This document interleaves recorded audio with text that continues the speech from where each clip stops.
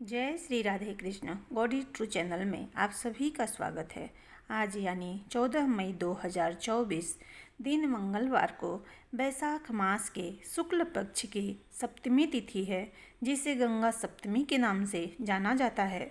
ऐसी मान्यता है कि गंगा दशहरा के दिन माँ गंगा का जन्म हुआ था, जबकि गंगा सप्तमी के दिन गंगा माँ का पुनर्जन्म हुआ था।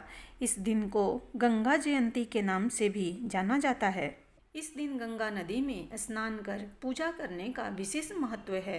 धर्म ग्रंथों के अनुसार इस दिन गंगा नदी में स्नान करने से मोक्ष की प्राप्ति होती है। पौराणिक कथाओं के अनुसार जब कपिल मुनि के श्राप से सूर्यवंशी राजा सगर के 60,000 पुत्र जलकर भस्म हो गए, तब उनके उद्धार के लिए राजा सगर के वंशज भगीरथ ने घोर तपस्या कर माता गंगा को प्रसन्न किया और धरती पर लेकर आए। गंगा के स्पर्श से ही सगर के 60,000 पुत्रों का उद्धार हो सका। गंगा सप्तमी के दिन गंगा स्नान करके गंगा मैया की पूजा पाठ विधि विधान से करना चाहिए। भगवान शिव की आराधना भी इस दिन करना फलदायी माना जाता है। इस दिन गंगा पूजन के साथ साथ दान पुण्य करने पर भी अच्छे फल की प्राप्ति होती है। तो आइए सुनते हैं गंगा सप्तमी की कथा को। इक्ष्वाकु वंश में सगर नाम के एक महान प्रतापी राजा हुए। सगर की 2 स्त्रियां थीं। एक का नाम केसिनी और दूसरी का नाम सुमति था। केसिनी और सुमति विदर्भराज कश्यप की पुत्री थी। एक समय राजा सगर की दोनों पत्नियों द्वारा प्रार्थना करने पर भृगुवंशी और त्रिकालदर्शी औवर मुनि ने उन्हें पुत्र प्राप्ति का वर दिया।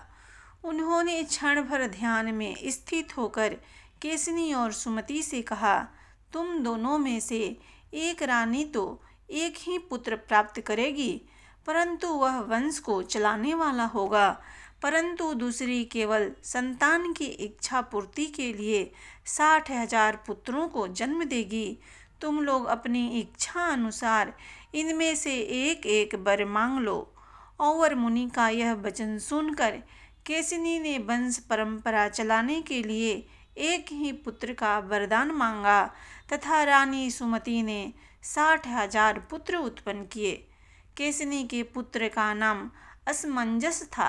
असमंजस बुरी प्रवृत्ति तथा दुष्ट स्वभाव का था। उसकी देखा देखी सगर के सभी पुत्र बुरे आचरण करने लगे।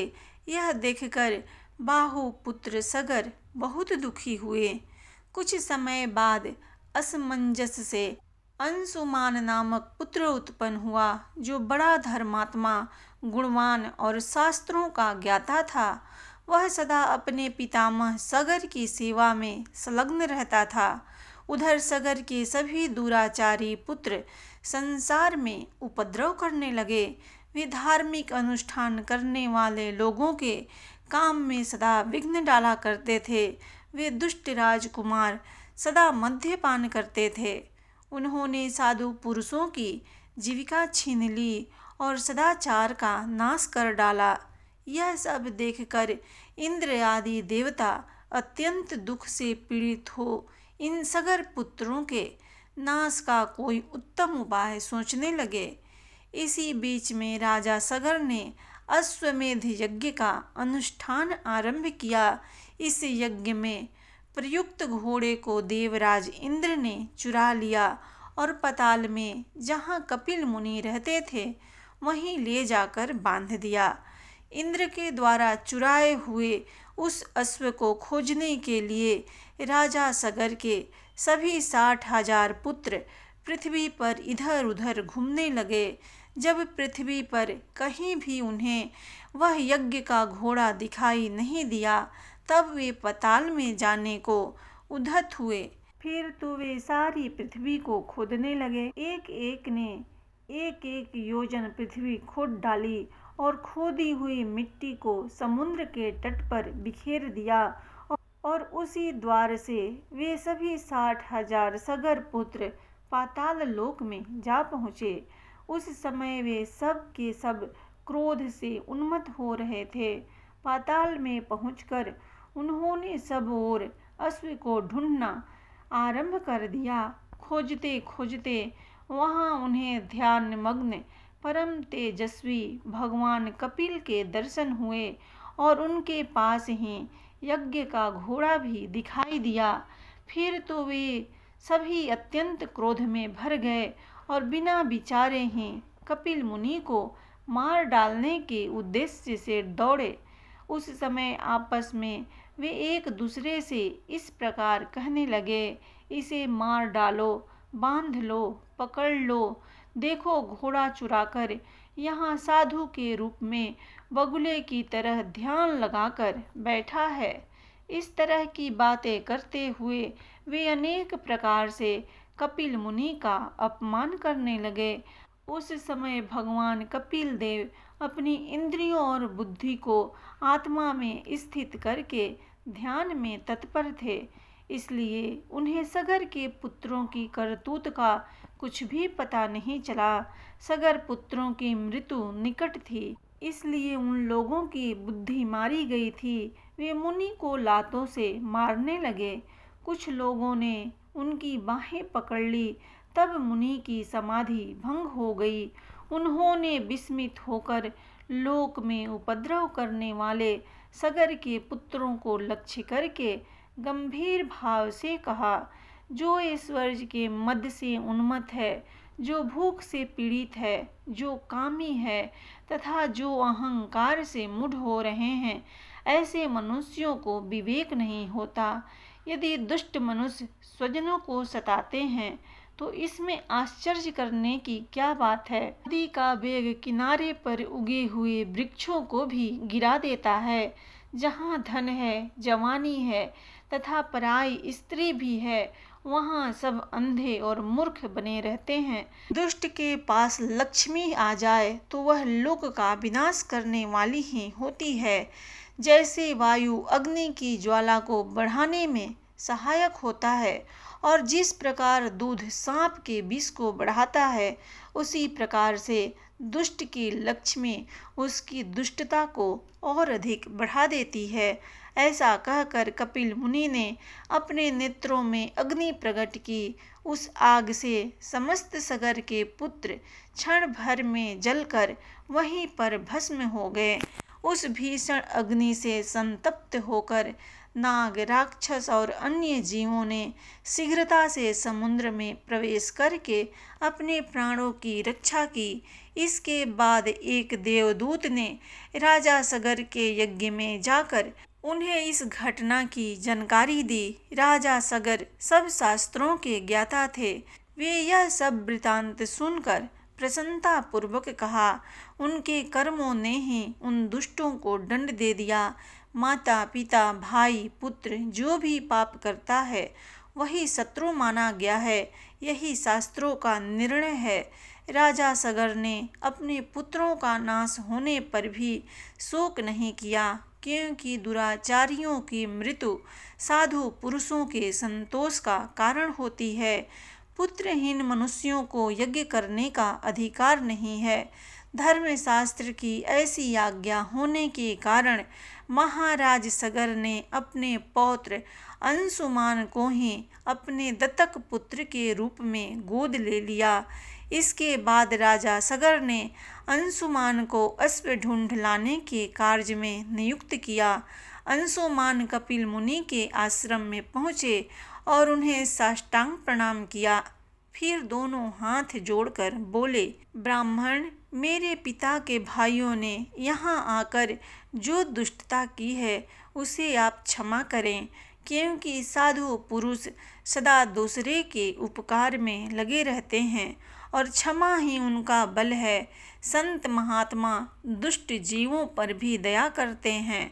चंदन को काटा जाए या घिसा जाए, वह अपनी सुगंध से सबको सुवासित ही करता है। साधु पुरुषों का भी ऐसा ही स्वभाव होता है।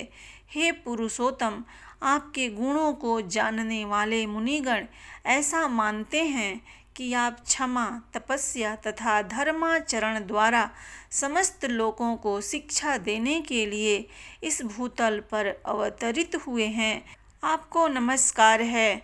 आपको बार बार नमस्कार है। अंशुमान के इस प्रकार स्तुति करने पर कपिल मुनि का मुख प्रसन्नता से खिल उठा और वे बोले, हे निष्पाप राजकुमार, मैं तुझ पर प्रसन्न हूँ, वर मांगो। कपिल मुनि के ऐसा कहने पर अंशुमान ने उनको प्रणाम करके कहा, भगवान, हमारे इन पितरों को ब्रह्मलोक में पहुँचा दें। तब कपिल मुनि अंशुमान पर प्रसन्न होकर आदर पूर्वक बोले, हे राजकुमार, तुम्हारा पौत्र यहाँ गंगा जी को लाकर अपने पितरों को स्वर्गलोक में पहुँचाएगा। वत्स, तुम्हारे पौत्र भगीरथ द्वारा लाई हुई पुण्य सलीला गंगा नदी इन सगर पुत्रों का पाप धोकर उन्हें परम पद की प्राप्ति करा देगी। बेटा, इस घोड़े को ले जाओ जिससे तुम्हारे पितामह का यज्ञ पूर्ण हो सके। तब अंशुमान अश्व सहित अपने पितामह के पास लौट गए और उन्हें सब समाचार कह सुनाया। सगर ने उस अश्व के द्वारा अश्वमेध यज्ञ पूर्ण किया और भगवान विष्णु की आराधना करके वैकुंठ धाम को चले गए। महाराज सगर के बाद अंशुमान राजा बने, परंतु उन्हें अपने चाचाओं की मुक्ति की चिंता सदैव बनी रहती थी। कुछ समय के बाद अपने पुत्र दिलीप को राज्य का कार्यभार सौंपकर वे वन में चले गए तथा गंगा जी को स्वर्ग से पृथ्वी पर लाने के लिए तपस्या करने लगे और तपस्या में ही उनका शरीरांत भी हो गया। महाराज दिलीप ने भी अपने पुत्र भगीरथ को राज्यभार देकर स्वयं पिता के मार्ग का अनुसरण किया। उनका भी तपस्या में ही शरीरांत हुआ, परंतु वे भी गंगा जी को पृथ्वी पर न ला सके। महाराज दिलीप के बाद भगीरथ ने ब्रह्मा जी की घोर तपस्या की। अंत में 3 पीढ़ियों की इस तपस्या से प्रसन्न होकर पितामह ब्रह्मा ने भगीरथ को दर्शन देकर वर मांगने को कहा।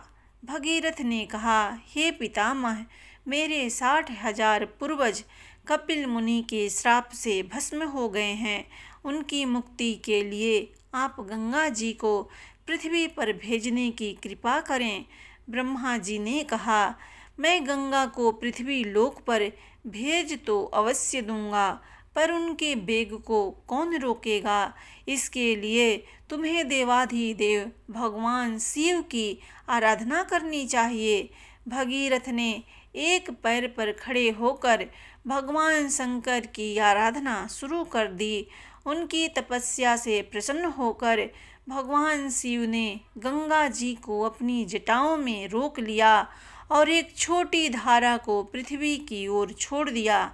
इस प्रकार गंगा जी पृथ्वी की ओर चली। अब आगे आगे राजा भगीरथ और पीछे पीछे गंगा जी थी।